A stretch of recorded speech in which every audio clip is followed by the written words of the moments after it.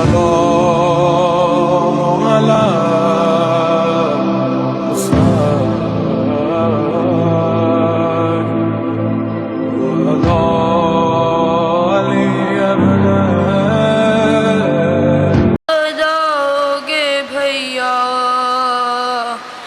یاد آئے گا بھیا مجھے ارمان تمہارا تم دیکھ نہیں پائے ہو اکبر کا جو صحرا دعوت کوئی شادی مدینے میں جو دے گا یاد آؤ گے بھیا ہے یاد آؤ گے بھیا اس ماہ سے منسوب تھی خوشیاں تھی سب سے بڑی عید میری تیسری شعبان کے جب چاند کو دیکھے گی یہ بہنا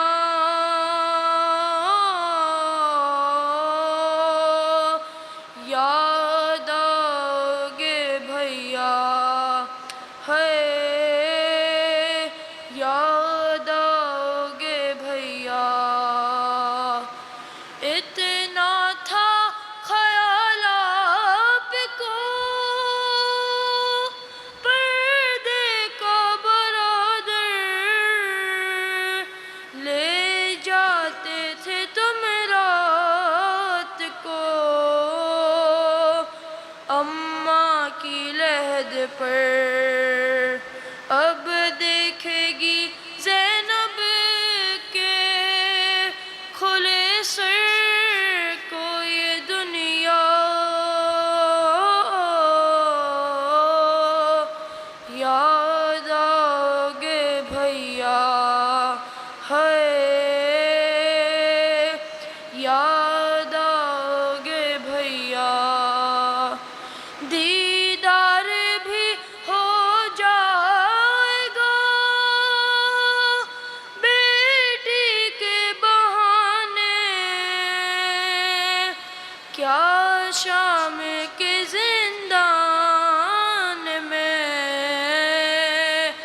آؤ گے سلانے سوئے گی نہیں جب میری لوری سے سکینہ یاد آؤ گے بھیا ہے یاد آؤ گے بھیا زینب کو ہر ایک موڑ پہ تڑپائے گی دنیا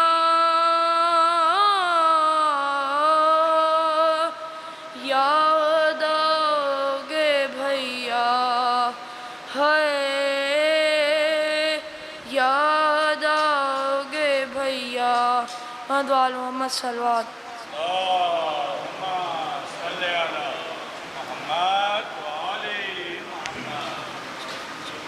پر محمد وآل محمد صلوات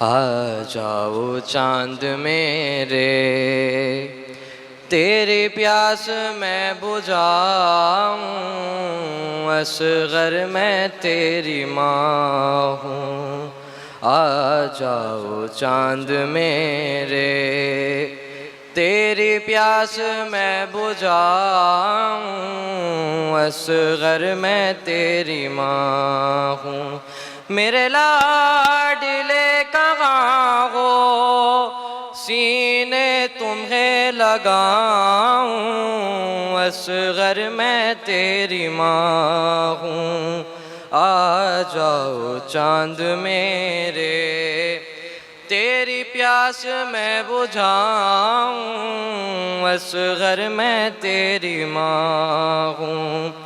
بیٹا تمہارا قاتل میرے سامنے کھڑا ہے، جانے کیوں ہنس رہا ہے، چادر بھی لٹ چکی ہے، منہ کس طرح چھپاؤں، اصغر میں تیری ماں ہوں۔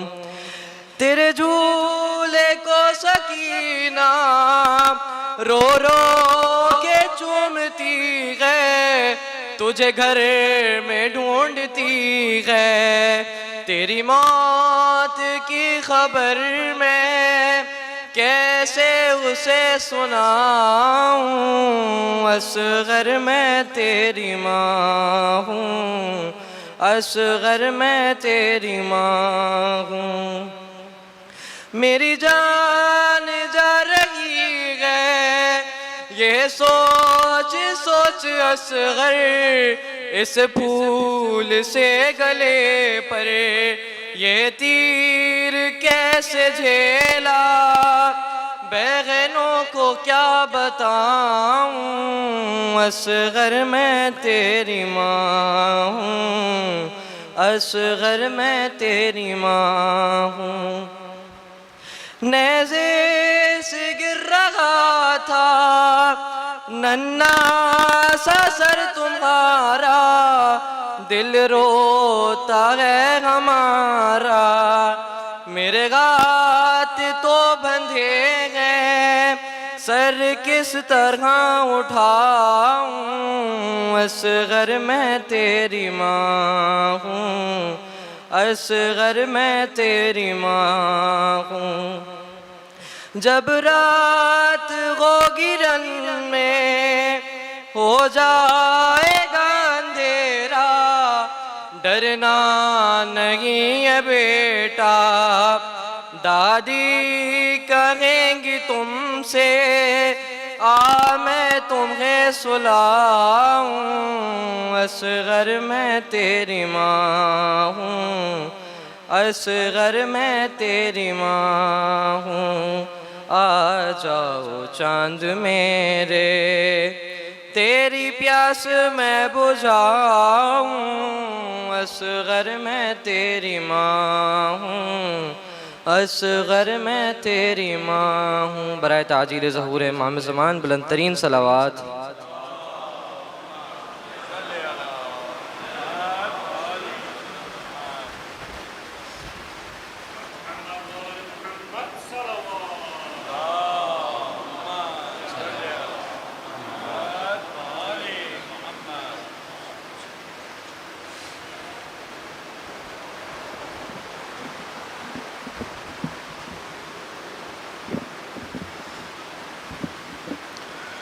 بر محمد و آل محمد صلوات۔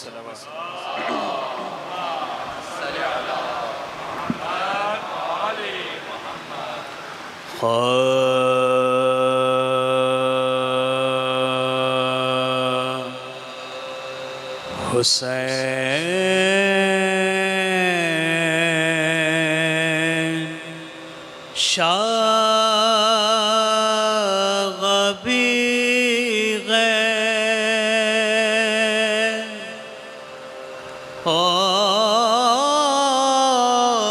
اور بادشاہ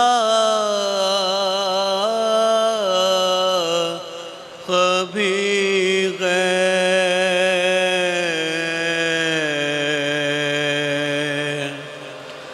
حسین شاغبی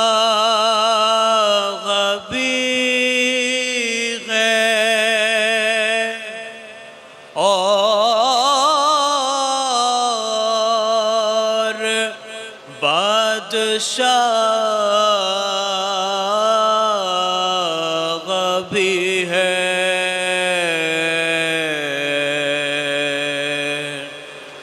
حسین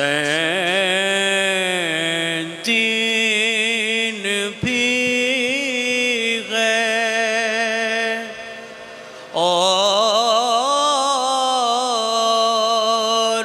دی پناہ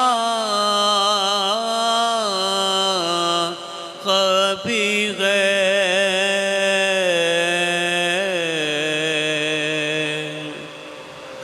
نہ کی یزید کی بیعت کٹا دیا سر کو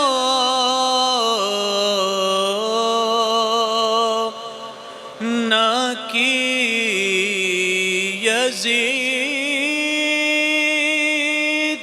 کی بیعت کٹا دیا سر کو اسی بنا پتو بنیاد لا الہ بھی ہے حسین چاق بھی ہے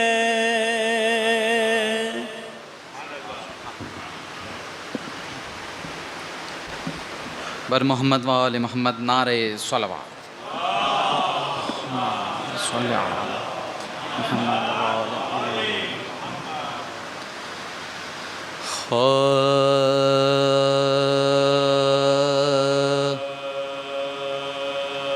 سر نیزہ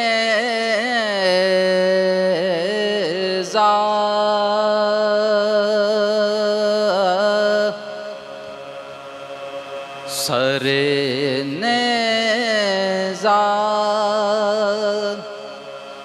وہ فرق شاہ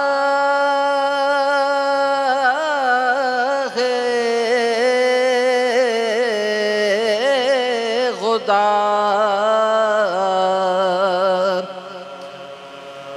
بلغ العلا بکمالہ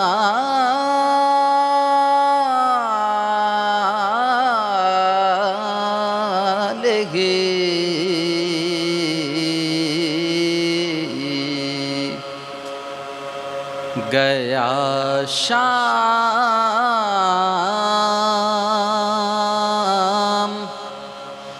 ہم رہے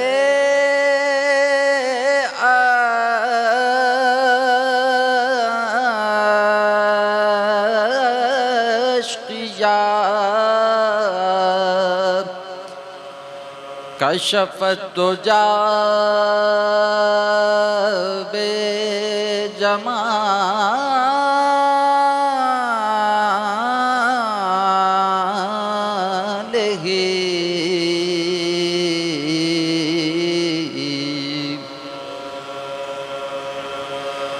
کبھی کی کسی کو نہ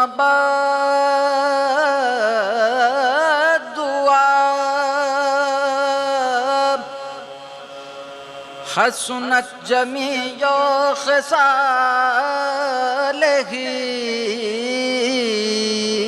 کبھی کی کسی کو نہ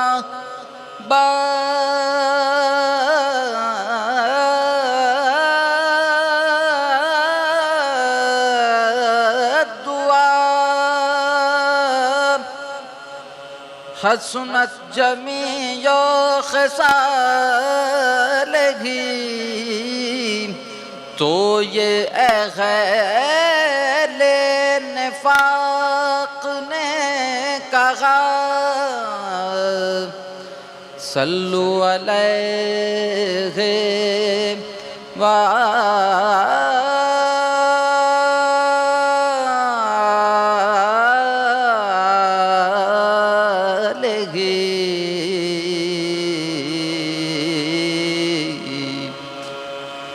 سر نیزار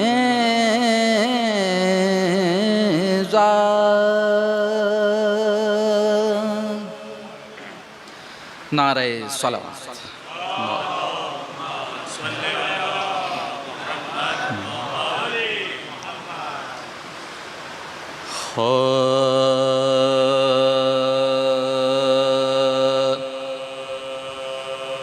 ذکر شہ کر کے مغیبوں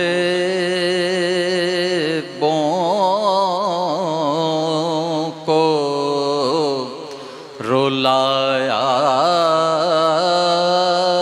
میں نے ذکر شہ کر کے مغیبوں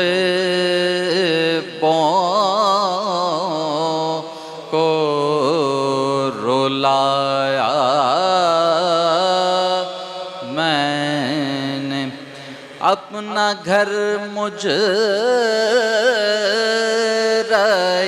جنت میں بنایا میں نے ذکر شہ کر کے شیخ نے فرمایا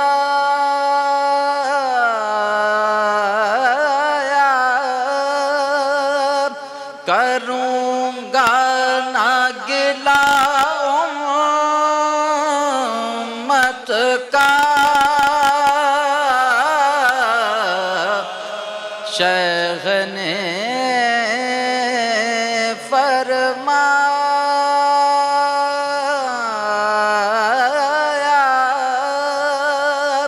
کروں گا نہ گلہ امت کا پانی دو روز نہ پایا تو نہ پایا میں نے ذکر شہ کر کے شاہ کہتے تھے کہ پیاسا میرا مہمان ہوا قتل شاہ کہتے تھے کہ پیاسا میرا مہمان ہوا قتل خور کے مرنے کا عجب رنج اٹھایا میں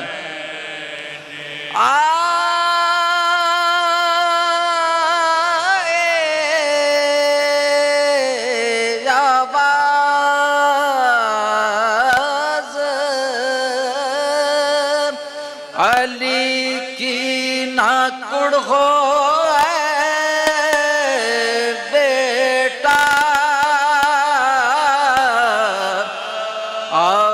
کوثر تیرے مہمان کو پلایا میں نے ذکر شیخ کر کے شیخ نے فرمایا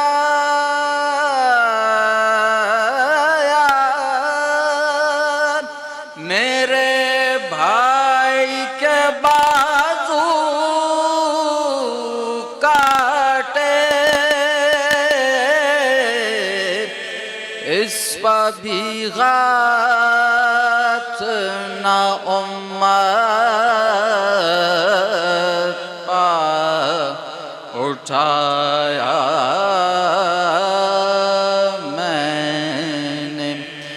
ذکر شہ کر کے شغن قاصد سے کہا بیٹی کو کیا خط لکھتا آ کے یہاں ایک گھڑی چین نہ پایا میں کہیں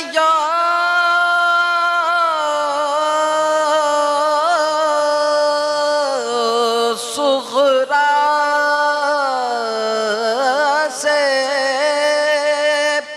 کہ مشکل ہے وطن میں آنا اب تو بی بی اس جنگل کو بسایا میں نے ذکر شہ کر کے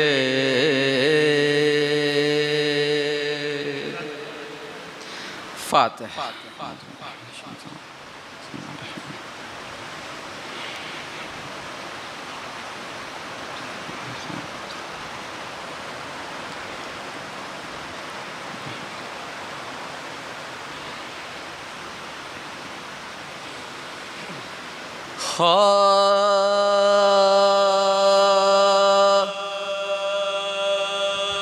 باقی جو رفیق شہ دین رہ گئے دو چار باقی جو رفیق شہ دین رہ گئے دو چار حسرت سے انہیں دیکھتے تھے سید ابرار کی بڑھ کے حبیب ابن مظاہر نے یہ گفتار یہ پیر غلام اب ہے اجازت کا طلبگار بندے کو بھی مرنے کی رضا دیجئے آقا فردوس کے رستے پار لگا دیجئے آقا شبیر نے سینے سے لگایا کئی باری رخصت جو کیا آنکھوں سے آنسو ہوئے جاری گھبرا کے در خیمہ سے زینب یہ پکار لوگوں کا ہو میدان میں چلی کس کی سواری اب کون بچائے گا شہ جن و بشر کو سب چھوڑے چلے جاتے ہیں زہرا کے پسر کو یہ سنتے ہی کوہرام ہوا اہل حرم میں پہنچا وہ جری شیر سا میدان ستم میں کامل تازہ بس عشق شہنشاہ امم میں بیتاب تھا مولا کے جدائی کے علم میں سینہ تھا جری کا تبر و تیر کی جانب پھر پھر کے نظر کرتا تھا شبیر کی جانب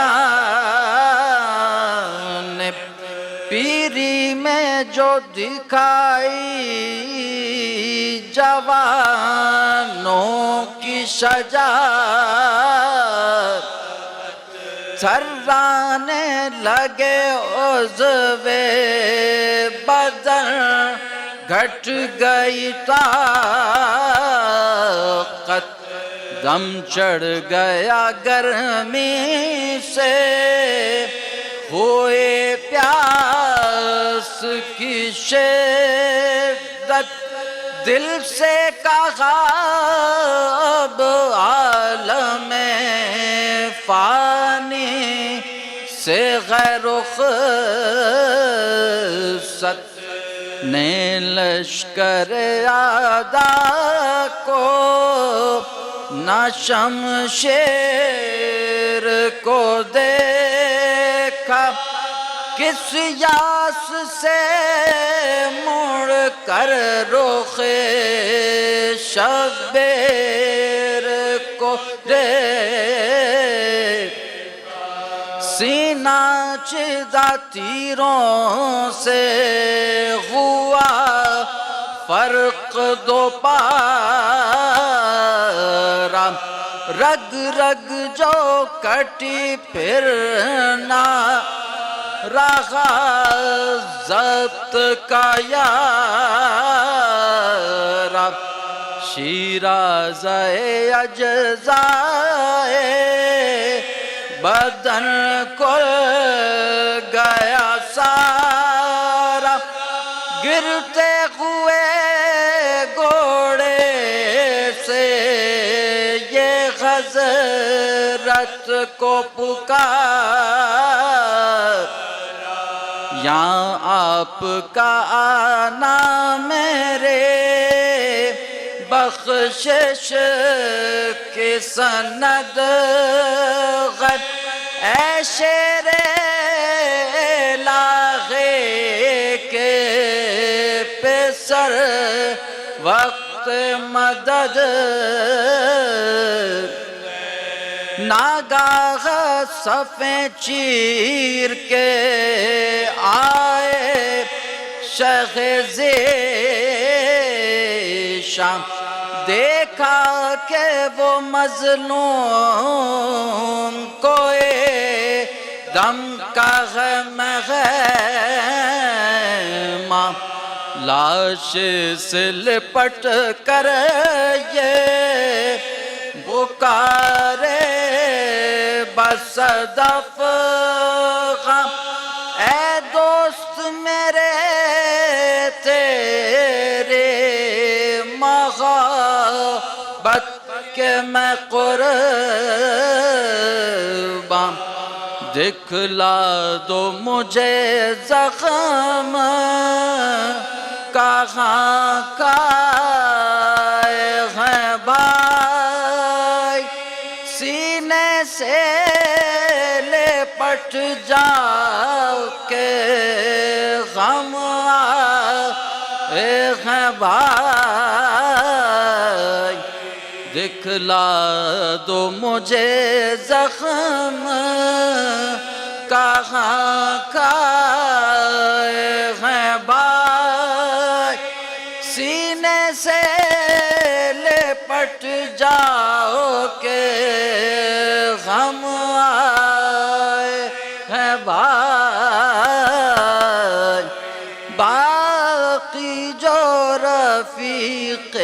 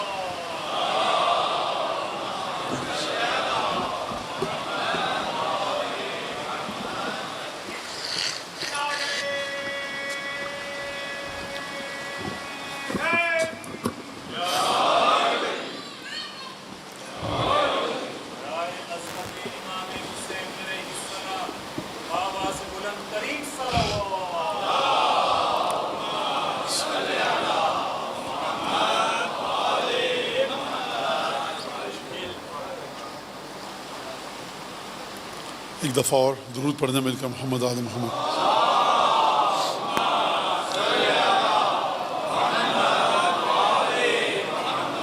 اعوذ باللہ من الشیطان الرجیم. بسم اللہ الرحمن الرحیم. الحمد للہ الذی جعل الحمد مفتاحا لذکرہ وسببا للمزید من فضلہ ودلیلا علی آلائہ وعظمتہ. ثم الصلاة والسلام على عبده وامین وحیہ وخاتم رسلہ سیدنا ومولانا ابی القاسم محمد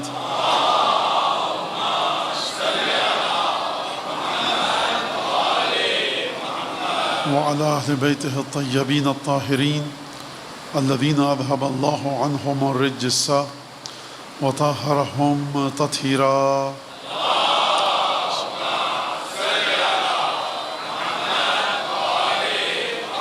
واللعن الدائم على أعدائهم أجمعين. أما بعد فقد قال الله الحكيم في كتابه المجيد أعوذ بالله من الشيطان الرجيم قل اللہ ثم ذرهم فی خوضهم یلعبون. قرآن مجید اور رفعت ذکر کے عنوان سے یہ گفتگو ہماری چل رہی ہے، اور ذکر سے مراد ذکر پروردگار ہے، ذکر سے مراد ذکر الہی ہے. آج کیونکہ شب جمعہ ہے، اس لیے سب سے پہلے تو ایک بات وہی ہے کہ المصلی علی محمد و آل محمد لیلۃ الجمعہ یظہر نورہ فی ملکوت السماوات الی یوم القیامہ. چھٹے امام سے حدیث ہے کہ جو شخص محمد آل محمد پر شب جمعہ درود بھیجتا ہے قیامت تک کے لیے اس کا نور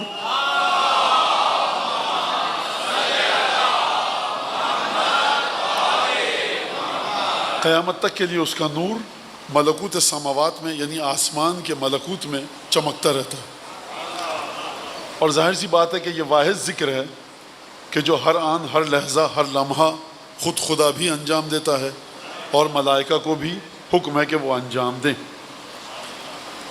لہٰذا ایک یہ بات. دوسری بات یہ کہ بچوں کی تربیت کے سلسلے میں دو چار جملے کہوں گا. بہت زیادہ ہم پریشان رہتے ہیں، پریشان ہونا بھی چاہیے.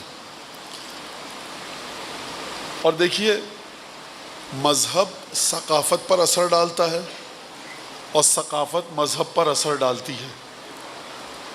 پلہ جس کا بھاری ہوگا وہ جیتتا ہے. ہم اور آپ یہی مذہب جو ہمارے پاس ہے ٹوٹا پھوٹا اور ناقص.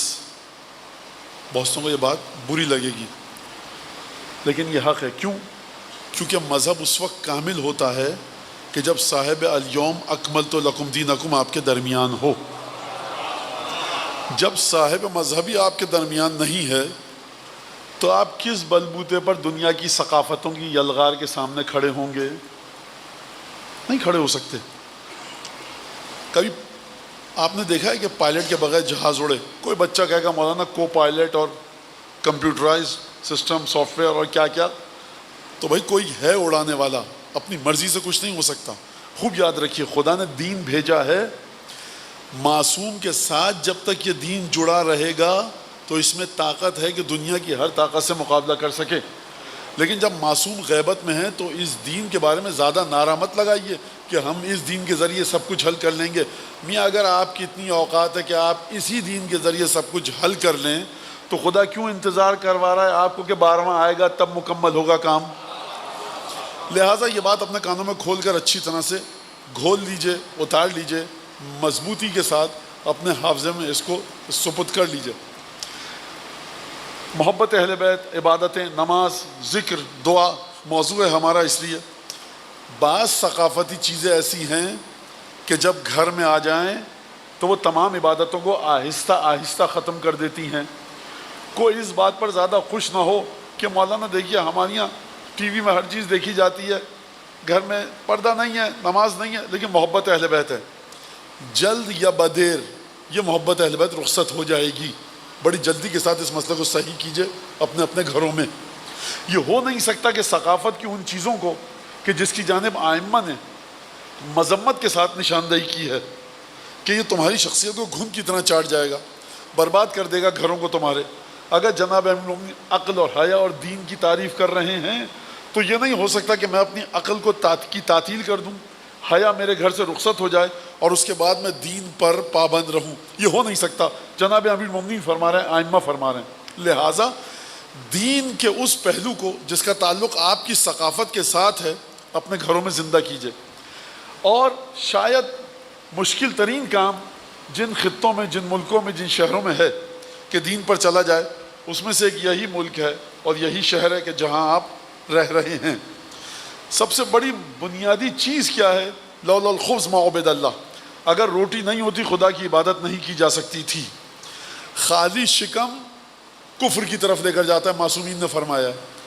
خالی شکم ابو ذر کا ہو، سلمان کا ہو، ڈٹے رہیں گے توحید پر، ڈٹے رہیں گے ولایت جناب امیر پر. حبیب ابن مظاہر ہوں، ڈٹے رہیں گے توحید پر. جناب فضہ ہوں، بلال حبشی ہوں، مقداد ہوں، میسم ہوں.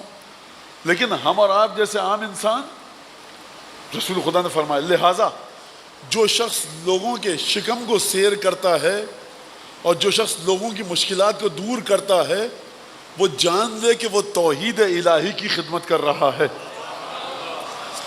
اچھا یہ میرا جملہ ہے. مولانا آپ حدیث کرتے رہتے ہیں، حدیث بتائیے. میں بتاؤں گا نہیں، حدیثوں کا نچوڑ ہے، یہ خلاصہ ہے. امام باقر کے پاس ایک صاحب آئے ملنے کے لیے. ہمارے شہر میں یہ ہوتا ہے، ہمارے جب ہم جاتے ہیں کسی شہر میں، مولانا 25 امام باڑے ہیں، 50 مسجدیں، اتنے سینٹر ہیں، وہ فرائیڈے سنڈے اسکول اور اتنے بچے قرآن پڑھتے ہیں اور یہ کرتے ہیں. تو وہ بھی یہ صاحب باتیں کر رہے ہوں گے. امام باقر اسلام چپ چاپ خاموشی کے ساتھ سنتے رہے اور سننے کے بعد فرمایا کیف عیادۃ الاغنیاء للفقراء. اب یہ میرے جملوں کے ساتھ سنیے. یہ قرآن جو تمہارے یہاں چل رہا ہے اور مدرسے اور مسجد اور امام باڑے اور یہ سب چیزیں اور اعتکاف، یہ ہٹائیے. یہ بتاؤ تمہارے شہر کے پیسے والے غریبوں کا خیال کتنا رکھتے ہیں، یہ مجھے بتاؤ. یہ 5 امام کا جملہ ہے نصاً. لہٰذا اس بات کو سمجھیے کہ غربت کو معاشرے سے ختم کرنے والا یہ شخص نہ سمجھے کہ وہ عبادت نہیں کر رہا. حضرت حجت جب ظہور فرمائیں گے پہلا کام جو یہ کریں گے کہ مظلوم کو اس کا حق دلوائیں گے، اور دوسرا کام اس کے ساتھ ساتھ یہ کہ غربت کا خاتمہ ہوگا. جو شخص اپنی حدود سے تجاوز کرے گا اس کو اس کی حدود میں بھیجا جائے گا. کسی کو حق نہیں ہوگا کہ اپنے گھر کے پرنالے کا رخ گلی میں کرے کہ پانی برسات کا گلی میں بہے، تمہارے صحن میں بہے گا. برف جن علاقوں میں آتی ہے اگر اپنے چھت کی برف جب وہ صاف کرتے ہیں گلی میں پھینکتے ہیں، حکم آ جائے گا اپنے گھر کی چھتوں کی برف اپنے صحن میں پھینکو. کیا مطلب ہے اس بات کا؟ یعنی سوشل جسٹس.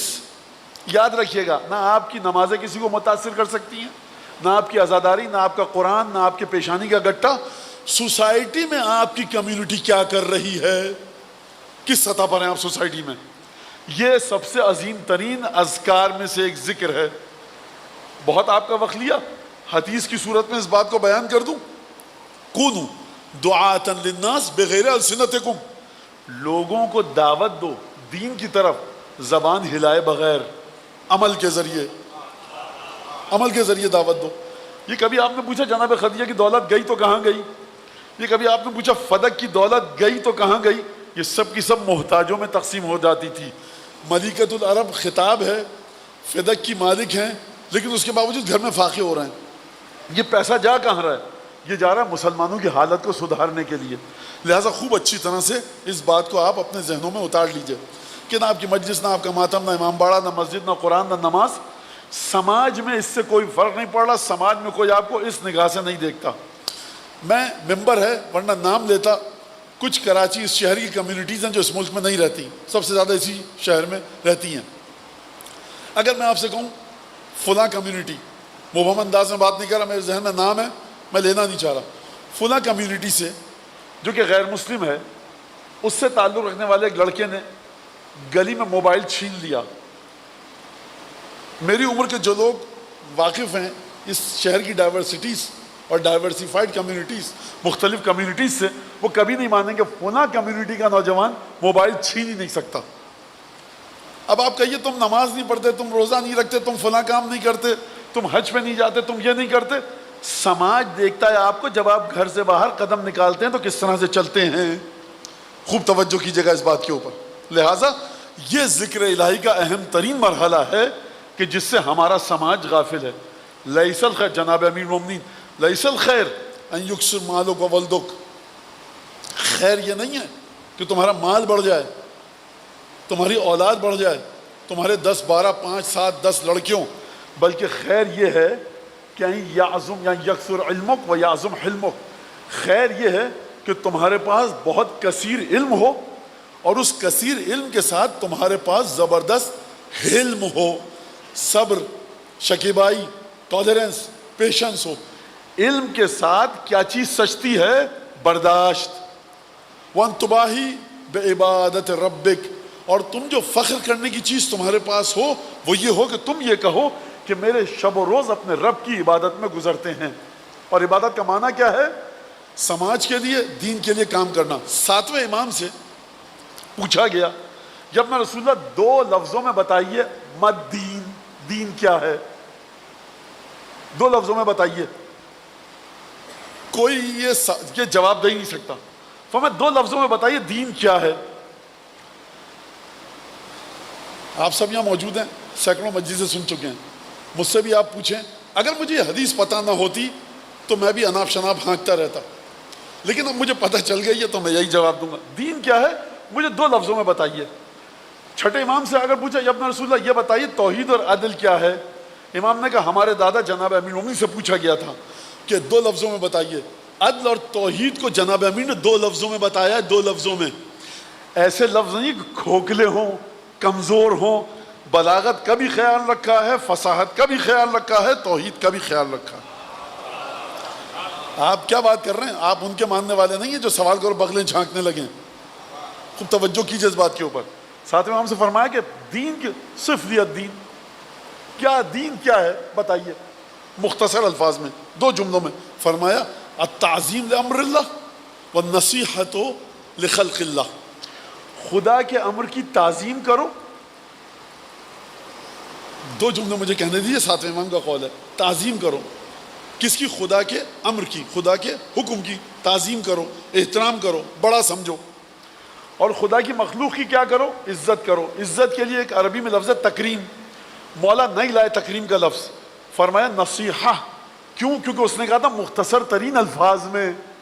مولا عربی کا وہ متبادل اور سبسٹیٹیوٹ لفظ لائے کہ جو معنی کو بڑے بہترین انداز میں، تکریم سے بھی زیادہ بہتر انداز میں لائے. جب بھی آپ کسی لفظ کو ہٹائیں اور اس سے بہتر گفتگو کریں، الفاظ بڑھ جائیں گے، الفاظ کثیر ہو جائیں گے. اگر اس لفظ میں، اس ورڈ میں 3 الفابیٹس تھے، بہتر گفتگو کریں گے 6 ہو جائیں گے. یہ 7ویں امام ہی کا معجزہ ہے کہ اس لفظ کو ہٹا کر جس میں تکریم تھا، تے کاف رے یہ میم 5 حرف ہٹائے، اس سے بہتر لفظ لائے اور مختصر لائے فصاحت کے لحاظ سے. فرمایا دین یہ ہے التعظیم لامر اللہ، خدا کے دین کو عظیم سمجھو. والنصیحۃ لخلق اللہ، خدا کی مخلوق کے ساتھ مخلصانہ رویہ اختیار کرو. دین یہی ہے. دین یہی ہے. اب اس سے آگے کیا کہیں گے آپ؟ لہٰذا یہ سمجھیے دین کو اور ذکر الہی کو. آج کیونکہ شب جمعہ ہے اور شب جمعہ کا تعلق ہے ایک تو محمد آل محمد پر درود کے سلسلے میں،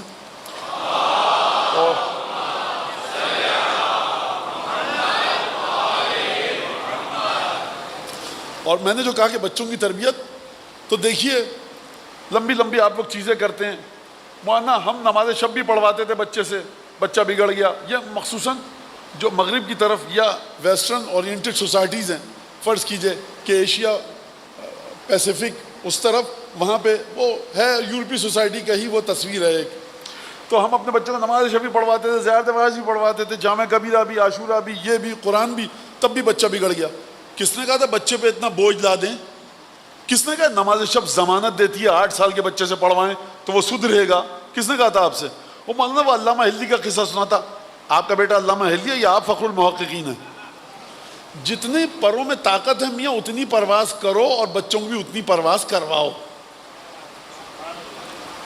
یہ دین نہیں ہے آپ سے کوئی آئے ممبر پہ بیٹھ کے چلے گئے کہ آپ نماز شب پڑھوائیں بچوں کو، بچہ سدھر جائے گا. بچہ سدھرے گا تو کیا خاک کوسنے دے گا مولانا کو بھی اور آپ کو بھی کہ 4 بجے صبح اٹھا دیتے ہیں. خوب یا تو اپنے کلچر کو ڈھالیے، عشاء کی نماز کے ساتھ بچوں کو کھانا کھلائیں اور اس کے بعد 9 بجے بچہ سو جائے، 6 بجے 7 بجے شام کو، تاکہ وہ 5 بجے اٹھ سکے، 4 بجے اٹھ سکے. آپ اس طرح سے مت کیجئے. بہترین چیز جو روایتیں اس کی پشت پر ہیں، آسان ترین چیز ہے، 1000 دفعہ اگر آپ اپنے بچوں کو دھیرے دھیرے عادت ڈلوا دیں، روزانہ نہیں، جمعے کے دن کسی بھی وقت. بیٹا دیکھو گھڑی دیکھو، آدھا گھنٹہ بیٹھ سکتے ہو؟ جی. سلوات بھیجو آدھے گھنٹے کے لیے، کتنی دفعہ بھیج سکتے ہو؟ آدھا گھنٹہ. نہیں آدھا گھنٹہ بابا جان، والد، ابو، بابا جو بھی کہتا ہے بہت ہیں آدھا گھنٹہ. اچھا بیٹا 15 منٹ بیٹھ جاؤ، 10 منٹ بیٹھ جاؤ، پڑھو سلوات. کل بھی پڑھ لو، 5 منٹ میں پڑھ لو. جمعے کے دن کوشش کیجئے 1000 دفعہ. دیکھیے جب باپ نے کبھی تسبیح اٹھا کے سلوات 1000 دفعہ نہیں بھیجی ہے تو بچے سے کیسے توقع کر رہا ہے؟ لہٰذا 1000 دفعہ سلوات جمعے کے دن یہ عجیب کام کرتی ہے. مختصر ترین ذکر ہے. اور جا کر دیکھیے کہ جناب ابراہیم کی صفات میں سے ایک یہ ہے کہ جناب ابراہیم اہل بیت پر کثرت کے ساتھ درود بھیجا کرتے تھے.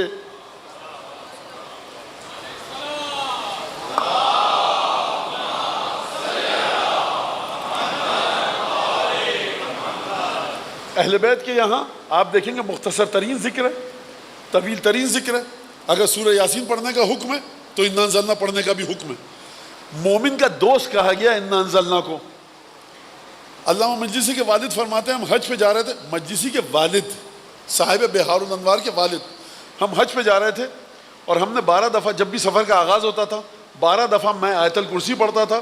اور میرے ساتھ جو ہودج میں ہماری میں تھا 400-450 سال پہلے کا واقعہ، 12 دفعہ آیت الکرسی میں پڑھتا تھا وہو العلی العظیم تک. جب بھی ہم منزل پر پڑاؤ ڈالتے 12 دفعہ آیت الکرسی پڑھتے، نہ کوئی حادثہ پیش آتا، نہ کوئی اونٹ کسی چٹان سے ٹکراتا، نہ کسی کی اماری ٹوٹتی. اور جس 1-2 مہینے کے سفر کے دوران جب بھی میں پڑھنا بھول گیا یا قافلے والے پڑھنا بھول گئے تو کوئی نہ کوئی حادثہ پیش آیا. یہ علامہ مجلسی کے والد فرما رہے ہیں. اب ظاہر سی بات ہے کہ علامہ مجلس کے والد کے ساتھ کوئی ٹائٹل تو لگا ہوا نہیں ہے، قلندر، درویش، صوفی، ملنگ اور یہ تمام چیزیں علامہ مجلسی کے والد ہیں، متقی عالم دین ہیں. تو اس بات کی شاید کوئی قدر و قیمت نہ ہو، لیکن سمجھیے کہ آپ کے ریسورسز کہاں سے ہیں. اسی طرح سے جس طرح سے آپ کو دعائیں بتائی گئیں، شب جمعہ دعائے کمیل کے بارے میں گفتگو کرنا چاہتا ہوں. دعائے کمیل آئی کہاں سے؟ کمیل ابن زیاد نخعی کہ جن کو حجاج ابن یوسف نے قتل کروایا، امیر المومنین کے نزدیک ترین اصحاب میں سے ایک ہیں، صاحب سر جناب امیر المومنین ہیں. مسجد کوفہ میں آئے، کہا جناب امیر سجدے کی حالت میں ہیں، شب جمعہ ہے اور شب نیمہ شعبان ہے. تو کیا تھا؟ 2 موقعیتیں مناسبت جمع تھی. ایک تو کل 15 شعبان تھی تو شب نیمہ شعبان ہوئی، دوسرا شب جمعہ بھی تھی. لہٰذا علماء فرماتے ہیں کہ نیمہ شعبان کی رات کو اور شب جمعہ دونوں وقت اس کا پڑھنا وارد ہوا ہے. آپ کو نہیں پتا کہ جناب امیر نیمہ شعبان کی وجہ سے پڑھ رہے تھے یا جناب امیر شب جمعہ کی وجہ سے پڑھ رہے تھے. کمیل چپ کے کھڑے رہے مسجد میں، سنتے رہے دعا. ایک دفعہ دعا سن کے مبہوت ہو گئے، متحیر ہو گئے، یہ دعا ہے کیا؟ خاموش رہے. جناب امیر چلے گئے گھر میں. جب چلے گئے تو لوگ جا چکے ہیں وہ جانتے ہیں کہ مسجد کوفہ کے بالکل پیچھے جناب امیر کا بیت الشرف ہے. گئے، دق الباب، دروازہ کھٹکھٹایا. جناب امیر نے دروازہ کھولا. کیا کام ہے؟ کہا کہ وہ دعا چاہیے تھی. خوب توجہ کیجئے، اہل بیت کے علوم سیکھنے کے لیے عقل چاہیے، جوش و جذبہ نہیں چاہیے. عقل کی مہار لگائیے اپنے جذبوں کو. کون سے عقل کی مہار؟ کہ جو چھٹے امام نے دی ہے. جوش بالکل دیکھیے، کوئی کہے گا مولانا یہی بچے جوش میں ماتم کر رہے ہیں 2 گھنٹے سے، یہ وہ جوش نہیں ہے کہ جو غلط ہے، کیونکہ اس ماتم کو عقل کی مہار لگ چکی ہے. وہ کون سی؟ محبت حسین ابن علی. 6 گھنٹے ماتم کرنے کوئی حرج نہیں ہے. خوب توجہ کیجیے گا اس بات کے اوپر. آئے اچھا مسجد میں کیوں نہیں مانگی دعا؟ انتظار کیا جناب امیر چلے گئے اس وجہ سے کہ شاید میرا مولا سب کے سامنے مجھے یہ دعا نہ دے. خصوصی طور پہ جا کر مانگی. کہا کیا دعا دیجیے یا ابن رسول اللہ؟ اچھا مولانا نے کہا یہ لو. نہیں، مولانا نے ایک ایسا جملہ ارشاد فرمایا جسے دعائے کمیل کی قدر و قیمت پتہ چلی. کہا طول الصحبت لنا اوجب علینا ان نتفضل علیک بہذا الدعاء. تمہاری جو ہمارے ساتھ پرانی دوستی ہے، جو پرانے تعلقات ہیں، یہ جو تم نے مانگا تو پرانے تعلقات ہیں ایسے کہ جس کی وجہ سے ہم تمہیں دے رہے ہیں. خوب توجہ فرمائیے گا. اس پرانے تعلق کا مطلب کیا ہے؟ مکے میں بہت سے اوباش تھے، اٹھائی گیرے تھے، کہ جو امیر مومنین کو جانتے تھے وہ آتے تو جناب امیر نہ دیتے. ہر اوباش اٹھائی گیرے کے لیے تعلیمات اہل بیت نہیں ہیں. ہر چور اچکے کے لیے تعلیمات اہل بیت نہیں ہیں کہ جو مکے میں رسول خدا کے ساتھ رہتا ہے، دیکھتا ہے اسی گلی میں، یا جناب امیر کو مکے میں کافر بھی تھے، مکے میں مسلمان بھی تھے، ہر ایک کے لیے نہیں ہے. یہ کس کے لیے ہے؟ جناب امیر یہ نہیں فرما رہے کہ اتنے سالوں سے تم کو جانتے ہیں، بلکہ اتنے پرانے تعلقات ہیں اور ہم نے تمہیں دیکھ لیا ہے، تم اس لائق ہو، لہذا تم کو یہ دعا دے رہے ہیں. اور اس کے بعد مولا نے دعائے کمیل تعلیم فرمائی. اس دعا کی خصوصیت کیا ہے؟ گناہوں کو معاف فرماتی ہے، دشمنوں کے مقابلے میں انسان کو حفاظت میں رکھتی ہے، رزق میں برکت آتی ہے، رکے ہوئے کام انسان کے حل ہو جاتے ہیں. بقیہ آپ جا کر پڑھیے، مفاتیح الجنان میں دعا موجود ہے. اب اس دعا کے بارے میں گفتگو کیا کی جائے؟ تمہید کے طور پہ ہم پوری دعا تو نہیں پڑھ سکتے، 2 4 5 6 جملوں پر گفتگو ہوگی کہ آپ دیکھیے رفعت ذکر جناب امیر کس کا ذکر ہے دعائے کمیل میں؟ 2 موضوع ہیں، خدا اور بندہ. 2 موضوع اور ہیں، گناہوں کی مغفرت اور ثواب کو لینا. یہ 4 موضوعات ہیں دعائے کمیل میں. تو کتنی بڑی دعا ہے، 4 لائنوں کی، 5 10 20 آپ جا کر دیکھ سکتے ہیں. یہ جو 4 موضوعات ہیں دعائے کمیل کے، اس کو جناب امیر نے اس خوبصورتی کے ساتھ پیش کیا ہے کہ جناب امیر کے بعد تو کوئی آ کر سرقہ کر کے چرا کر اس جیسی کوئی دعا لکھ سکتا ہے. جناب امیر کے کتنے ہم عصر تھے، سب نے رسول خدا سے تعلیم پائی تھی، کسی اور کے پاس سے یہ دعا کیوں نہ آ سکی؟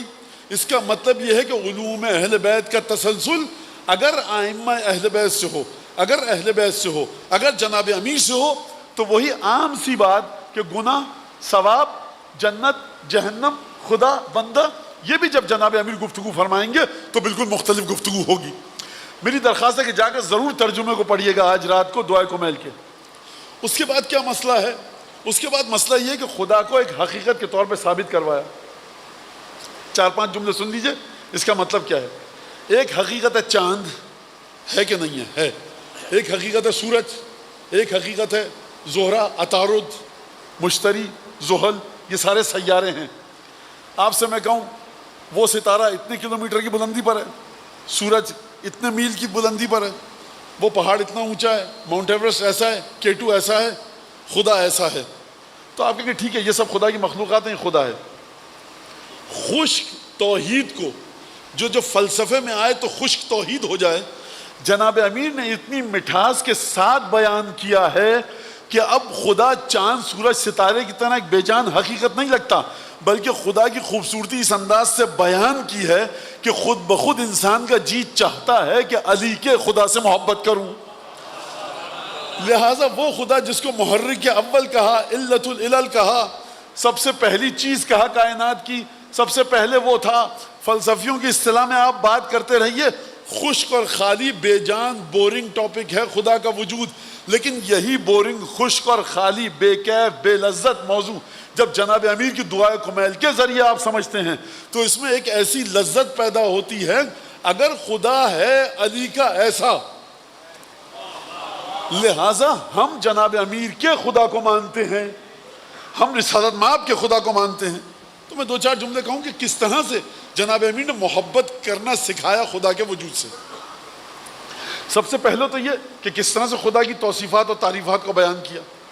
کس طرح سے سمجھو گے اس خدا کو کہ تم اپنے آپ کو خدا کے الطاف میں گھرا ہوا دیکھو. اللہم انی اسألک برحمتک التی وسعت کل شیء، پروردگار اس رحمت کے ذریعے مانگ رہا ہوں جس نے ہر شے کو اپنی لپیٹ میں لے رکھا ہے، وبقوتک التی قہرت بہا علی کل شیء، وبجبروتک التی غلبت بہا علی کل شیء، وبعلمک الذی احاط بکل شیء، پروردگار تیری ان طاقتوں کے ذریعے مانگ رہا ہوں جن کے قبضہ قدرت سے کوئی بھی چیز باہر نہیں ہے، پروردگار میں تیرے اس جبروت کے ذریعے مانگ رہا ہوں، اس قدرت کے ذریعے جو ہر شے پر حاوی ہے، تیرے اس علم کے ذریعے تجھ سے مانگ رہا ہوں کہ جس نے جو ہر چیز کو جانتا ہے۔ اس کا مطلب کیا ہے؟ اس کا مطلب ہے کہ زندگی میں حالات جتنے برے ہوں، اگر توحید کے سلسلے میں علم جناب امیر جیسا ہے، کبھی گھبرانا مت، کیونکہ جس چیز سے تم گھبرا رہے ہو خدا اس سے کہیں بڑا ہے۔ تم یہ جو سمجھ رہے ہو کہ میری حالت خدا کو پتہ ہے کہ نہیں ہے، خدا اس سے کہیں آگے اس کا علم ہے۔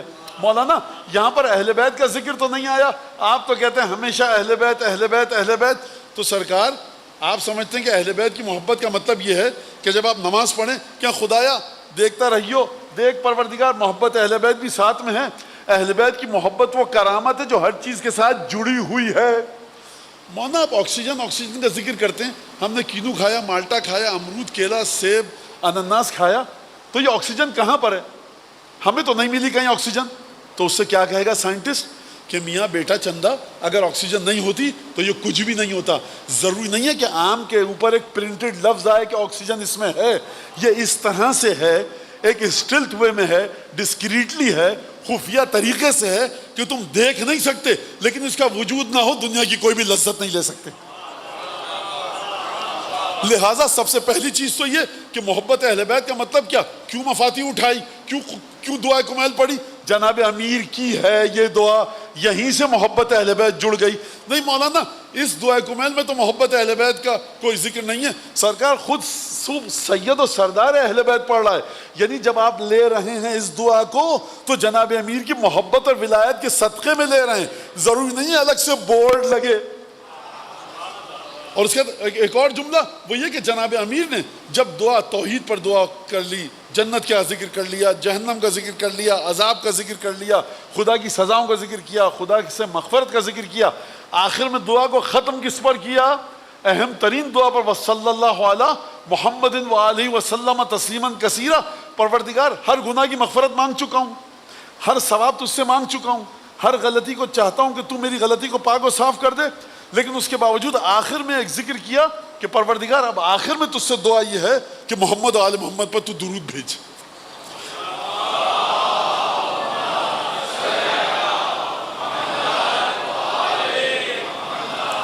لہٰذا اس دعا کے اندر اور اس کے بعد 5 مراحل گنوائے جناب امیر نے کہ دیکھو گناہ کرتا کیا ہے۔ گناہ کا ایک تعلق تمہاری زندگی سے ہے، گناہ کا ایک تعلق ہماری اور آپ کی جنت و جہنم سے ہے، گناہ کا ایک تعلق عالم وجود اور عالم دنیا سے ہے، گناہ کا ایک تعلق عالم برزخ سے ہے، قبر سے ہے، قیامت سے ہے۔ دونوں پر جناب امیر نے گفتگو فرمائی۔ صحیح، ٹھیک ہے، ذہن میں آ رہا ہے، دونوں پر جناب امیر نے گفتگو فرمائی۔ خشک موضوع ہے، بے جان موضوع ہے، کیا گفتگو کی ہوگی علی بن ابی طالب نے؟ بے جان موضوع ہے، کوئی دم خم نہیں ہے اس موضوع میں۔ گناہ زندگی میں کرو گے تو یہ ہوگا، گناہ دنیا میں کرو گے تو آخرت میں یہ ہوگا۔ کیا کہتے ہیں؟ سب سے اللہم اغفر لی الذنوب التی تنزل النقم، اللہم اغفر لی الذنوب التی تحبس الدعاء، اللہم اغفر لی الذنوب التی تغیر النعم، اللہم اغفر لی الذنوب التی تبدل النعم، پروردگار اللہم اغفر لی الذنوب التی تہتک العصام، پروردگار تجھ سے پناہ مانگتا ہوں گناہوں کو معاف کر دے جو عزتوں کو بے عزتی میں تبدیل کر دیتے ہیں، خدایا ان گناہوں کو معاف کر دے جو نعمتوں کو تبدیل کر دیتے ہیں کس میں؟ سزاؤں میں، پروردگار ان گناہوں کو معاف کر دے جو آسمان سے تیرے عذاب کو نازل کروا دیتے ہیں، پروردگار ان گناہوں کو معاف کر دے کہ جو تیری نعمتوں کو ہم سے چھین لیتے ہیں، پروردگار ان گناہوں کو معاف کر دے، ان گناہوں کو معاف کر دے۔ 5 گناہوں کو بتایا، پھر اس کے بعد امیر المومنین نے کہا پروردگار ہر گناہ کو معاف کر دے۔ یہ گناہ کا ایک کانسیپٹ دیا کہ دیکھو جب گناہ کرتے ہو تو تیار رہو، نعمتوں میں تبدیلی آ سکتی ہے، عذاب الہی نازل ہو سکتا ہے، تمہاری جو عزت سماج میں ہے وہ بے عزتی میں تبدیل ہو سکتی ہے، تمہیں جو پروردگار نے تحفے دیے ہوئے ہیں وہ تحفے تم سے چھین سکتا ہے۔ اب جب یہاں تک بات کر لی تو پروردگار عالم کے بارے میں تو دیکھیے خوب توجہ کیجیے گا، اب میں آہستہ آہستہ نتیجے کی طرف جا رہا ہوں، کس طرح سے خدا کے عذاب کو خدا کے ثواب کے ساتھ جوڑا جائے، کہ مومن جو اس دعا کو پڑھے خدا کے عذاب سے ڈرتا بھی رہے, خدا کے ثواب کی جانب رغبت بھی رکھے, خدا سے محبت بھی کرے. کہاں سے؟ الجزائر کے نکڑ سے لے کر اسپین کے سامنے نکڑ سے لے کر چلیے اور یہی شط العرب گلف تک آئیے آپ, پرشین گلف تک, سب کے سب عربی بولنے والے ہیں. اور وہاں سے چلیے سرکار ترکی کے بارڈر سے موصل سے لے کر اور یمن کے انتہائی آخری نقطے پر چلے جائیے, سب عربی بولنے والے ہیں. آپ سب کو بھیج دیجئے میسج کہ کوئی ایسے جملے بتاؤ کہ خدا کے عذاب سے ڈر بھی لگے, ثواب کی جانب لالچ اور ہرس اور رغبت بھی ہو, اور خدا سے محبت بھی ہو, عاشقانہ گفتگو بھی ہو, فلسفیانہ گفتگو بھی ہو, عقیدہ بھی صحیح رہے, نہ خدا کی توحید بگڑے, نہ بندے کے گناہ ختم ہو. یہ کیسے ہوگا؟ کہے گا بھائی یہ بیوقوفی کی بات نہیں ہو سکتا. تو وہ اپنے ذہن کے حساب سے کہے گا جناب امیر نے اس جگہ پر جا کر گفتگو کی ہے کہ جہاں پر بشریت عاجز ہے گفتگو کرنے سے. کس طرح سے گفتگو کی ہے اور کس طرح سے عشق الہی کا درس دیا ہے. صرف مولویانہ انداز میں یہ گناہ کرو گے تو جوتے پڑیں گے, یہ کام کرو گے ثواب ملے گا. امیر المومنین کسی اور ہی جگہ کے باشندے ہیں, کسی اور ہی مقام سے ربط ہے جناب امیر کا. اور میں کس طرح سے اب آپ کے سامنے پیش کروں. پروردگار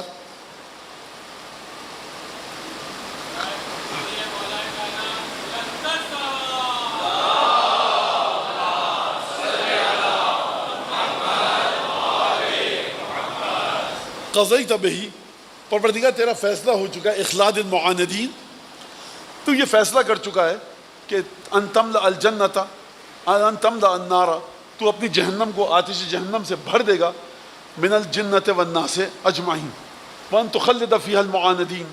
پروردگار تو یہ وعدہ کر چکا ہے کہ جو مجھ سے ٹکرائے گا آ کر اس کو جہنم میں بھر دوں گا.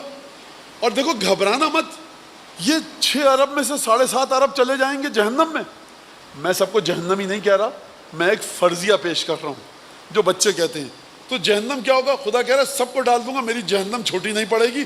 میں چاہوں سب کو جنت میں ڈال دوں, سب کو جہنم میں ڈال دوں اپنی حکمت کے مطابق. تو جناب امیر فرما رہے قضیت بہی, تو نے فیصلہ کر لیا اخلاد المعاندین, اور تملا تو جہنم کو بھر سکتا ہے, وہ بھر دے گا. لأملأن, میں ضرور بھر کے رہوں گا جہنم کو. کس چیز سے؟ لوگوں سے اور جنوں سے بھر دوں گا. وانت جل ثناؤک, لیکن پروردگار تو تیری تعریف واضح ہو چکی ہے. تقدست اسماؤک, پروردگار تیرے تمام نام مبارک ہیں, پاک و پاکیزہ ہیں. سرکار جب خدا آپ کو نعمت دے رہا ہے تو خدا کا نام پاک و پاکیزہ ہے. رازق ہے, غفور ہے, رحیم ہے, کریم ہے, یہ سارے اچھے نام ہیں. لیکن انتقام لینے والا ہے, جہنم میں ڈالنے والا ہے, موت دینے والا ہے, سزائیں دینے والا ہے. تو یہ نام تو اچھے نہیں لگ رہے بھائی, ان ناموں کا ذکر مت کیجئے. جناب امیر فرما رہے ہیں وانت جل ثناؤک تقدست اسماؤک, تیرے تمام کے تمام نام پاک و پاکیزہ اور مقدس ہیں. کیا مطلب اس بات کا؟ اس کا مطلب یہ کہ جب تو نے موسیٰ کو دریائے نیل سے بچا کر نکالا اور فرعون کو ڈبو دیا, نہ تیرے فرعون کو ڈبونے میں تجھ پر کوئی انگلی اٹھا سکتا ہے, نہ موسیٰ کو نجات دینے میں تجھ پر کوئی انگلی اٹھا سکتا ہے. اگر تو نے فرعون کو ڈبو دیا تو اسی وجہ سے کہ حتمی فیصلہ ہو چکا تھا, تیری حکمت نے کہا کہ اب فرعون کو ڈبونا ہی مصلحت ہے, اور جو موسیٰ کو تو نے نکالا تو یہ تیری حتمی مصلحت تھی, تیری حکمت کی بنیاد پر تھی. زکریا آری سے ٹکڑے کر دیے گئے, پروردگار یہ تیری حتمی مصلحت تھی. یحییٰ کا سر کاٹ کے بدکار عورت کے سامنے لایا گیا, پروردگار تیری مشیت تھی, اس کے آگے کچھ اور فلسفہ تھا. مریم کو اس طرح سے اولاد بھی دی. عیسیٰ وہ تو اچھا ہوا جھولے میں بول پڑے, ورنہ کون مریم کی حیثیت کو بچاتا. عیسیٰ نے گفتگو کی, پروردگار وہ جو کئی گھنٹے مریم نے کرب میں گزارے اس وقت بھی تیری مشیت سے تھے. تقدست اسماؤک, عیسیٰ جھولے میں بول اٹھے, تقدست اسماؤک. پروردگار تجھ میں اتنی قدرت تھی کہ جب جناب یوسف کے ساتھ وہ واقعہ پیش آیا اور وہ گھناؤنا الزام لگا, فشاہد شاہد من اہلہ, تو ایک بچہ جو جھولے میں تھا اس نے گواہی دی کہ یوسف سچا ہے, زلیخا جھوٹی ہے. پروردگار جو تو بچے کو بلوا سکتا ہے جھولے میں یوسف کی پاک دامنی کو ثابت کرنے کے لیے, تو کنویں سے نکال کیوں نہ دیا اس وقت؟ اور پروردگار انی لاجد ریح یوسف لولا ان تفندون, دیکھو میں یوسف کی خوشبو سونگھ رہا ہوں. کئی کلومیٹر دور سے یوسف کے پیراہن کی خوشبو یعقوب کی ناک میں آ گئی. کہا یوسف کے پیراہن کی خوشبو آ رہی ہے.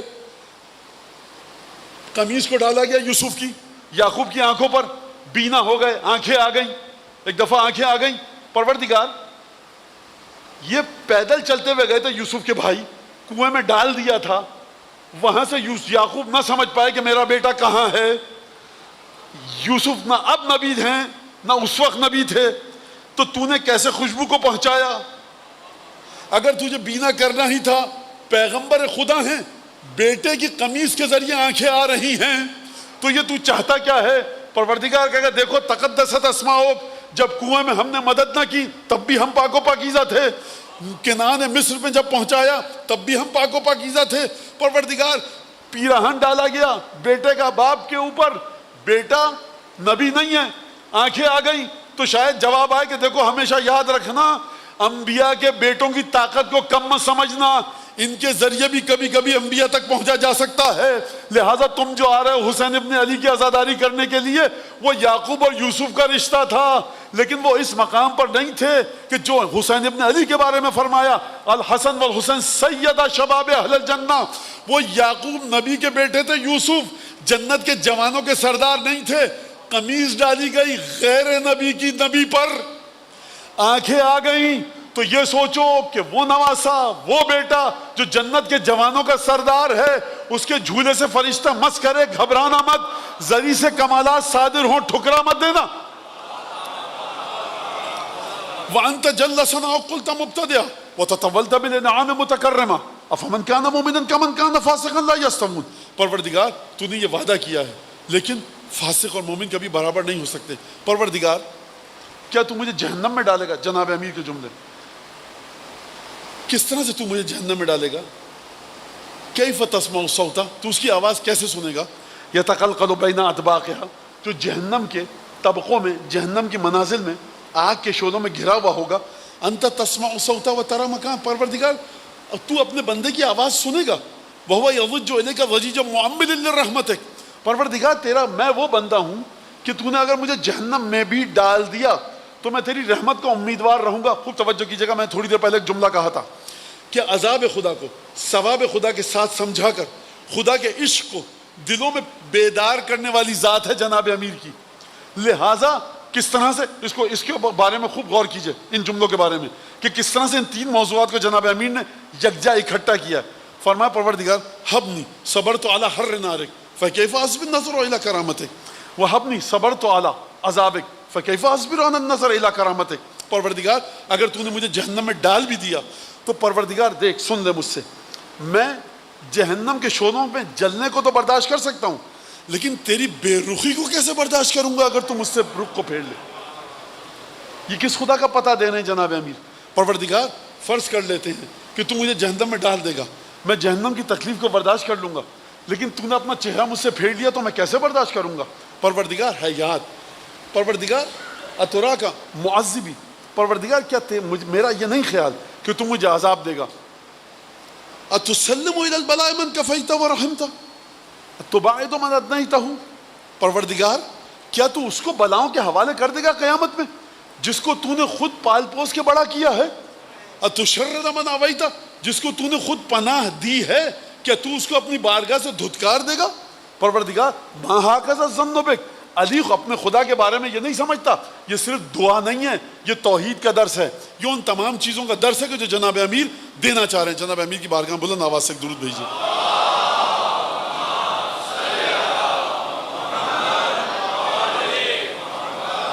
لہٰذا اپنے شاگردوں کی بھی تربیت کی اس انداز سے جناب امیر نے کہ ایک سے بڑھ کر ایک شاگرد، عمار، مقداد، ابو ذر، سلمان اور حبیب ابن مظاہر، جن کا آج ذکر ہے. کربلا کی طرف پہنچے امام. ارباب مقاتل نے لکھا ہے کہ مولا نے خط لکھا حبیب ابن مظاہر کو، یا حبیب اقدم الینا ولا تبخل علینا بنفسک، حبیب ہمارے پاس آؤ اور ہماری نصرت میں کسی کوتاہی سے کام مت لینا. حبیب کے پاس خط پہنچا، بڑی تفصیلی گفتگو ہے گھر میں کیا ہوئی، ارباب مقاتل سیر تاریخ نے لکھی ہے. حبیب ابن مظاہر ہجرت شہادت کے وقت 75 برس عمر تھی. حبیب کی عمر شہادت کے وقت 75 برس کی عمر تھی. خط آیا، حبیب نے خط پڑھا، زوجہ کا امتحان لیا کہ کیا یہ میری زوجہ، میری بیوی تیار ہے؟ کہا میں چلا تو جاؤں لیکن تمہارا کیا ہوگا؟ کہا کہ ہم کو ترجیح دے رہے ہو تم اولاد رسول پر؟ فوراً رسول خدا کی مدد، بیٹے کی مدد کے لیے جاؤ۔ حبیب مدد کے لیے روانہ ہوئے۔ کوفے میں ناکہ بندی ہے، بنو اسد کے سرکردہ لوگوں میں سے ہیں۔ غلام سے کہا تم میرا گھوڑا لے کر جاؤ تاکہ کسی کو شک نہ ہو کہ میں گھوڑے پہ بیٹھ کے جا رہا ہوں تو بڑی دور جا رہا ہوں، کوفے سے کربلا، تو میرا گھوڑا لے کر فلاں جگہ پر منتظر رہنا، میں یہ کہہ کر آؤں گا کہ اپنی زمینوں پہ جا رہا ہوں جو کھیتی باڑی کی زمینیں ہیں۔ خدا حافظی کی اہل و عیال سے، اور اس کے بعد اپنے گھر سے نکلے۔ راستوں سے ہوتے وہ اس مقام پر پہنچے کہ جہاں غلام گھوڑا لے کر کھڑا ہوا تھا۔ پشت سے آئے تو دیکھا کہ غلام یہ کہہ رہا ہے گھوڑے سے مخاطب ہو کر کہ اے سواری اور اے اسب باوفا، اگر تیرا مالک اور میرا مالک حبیب نہ آیا تو میں تجھ پر سوار ہو کر حسین کی مدد کے لیے جاؤں گا۔ حبیب نے جملہ سنا، آنکھوں میں آنسو آ گئے اور کہا قربان جاؤں اپنے اس مولا کے کہ اگر آقا مدد نہ کریں غلام مدد کے لیے تیار ہے۔ اس کے بعد حبیب گھوڑے پر سوار ہو کر کربلا کی طرف آئے۔ جب حبیب آئے، سرکردہ شخصیت ہیں، اہم شخصیت ہیں، حسین ابن علی باہر نکلے، اصحاب جو موجود تھے بنی ہاشم کے کچھ لوگ وہ باہر نکلے۔ ایک دفعہ کھلبلی مچی، شور و غل کی آوازیں آئیں، گفتگو ہوئی۔ جناب زیادہ نے پیغام بھیجا کہ کون آیا ہے؟ سید الشہداء نے کہا کہ حبیب آئے ہیں۔ جو ارباب سیر نے لکھا ہے، تواریخ نے، جناب زینب نے کہا کہ بھیا سے کہو کہ میرا سلام حبیب کو پہنچا دے۔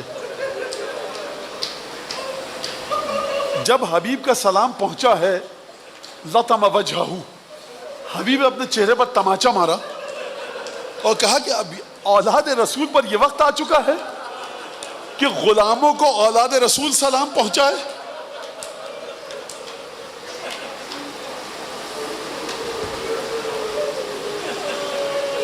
جو لشکر آ رہا ہے، حبیب بچپن کے دوست ہیں، کہا کہ مولا یہاں بنو اسد کا قبیلہ رہتا ہے، اگر آپ مجھے اجازت دیں تو بنو اسد کے کچھ لوگوں کو لے آؤں تاکہ آپ کی مدد کر سکیں۔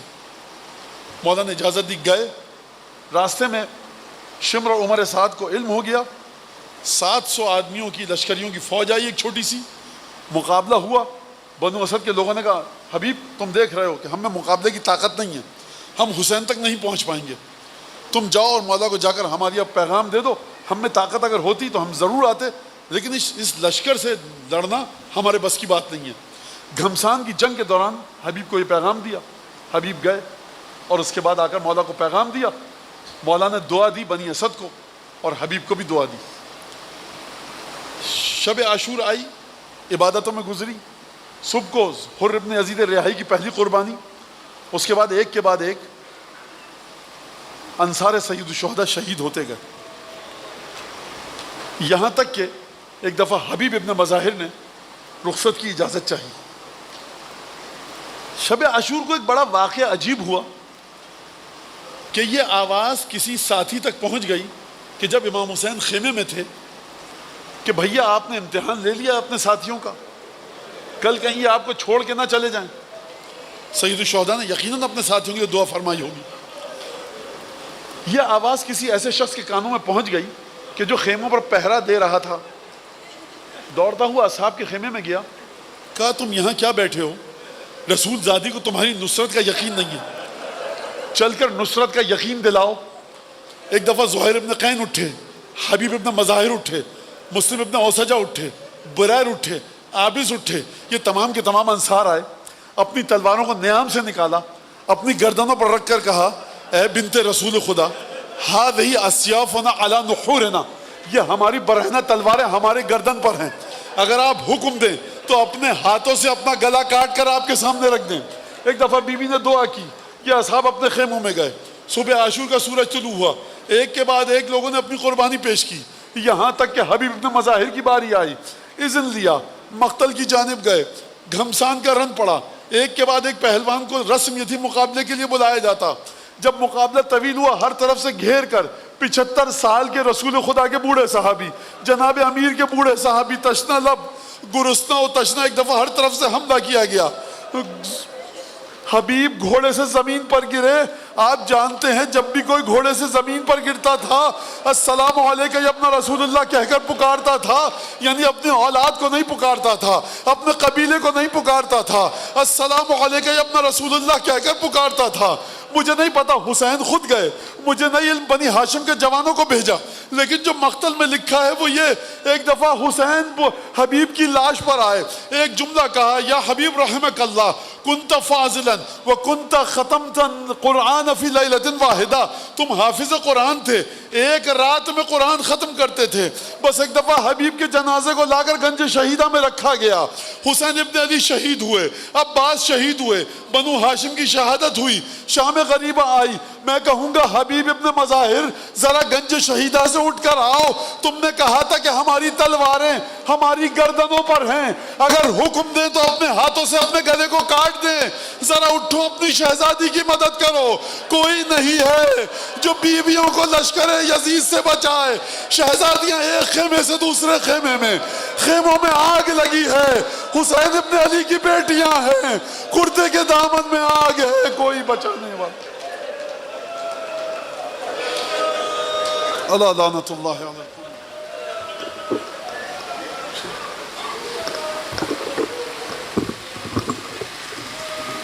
یا حسین یا حسین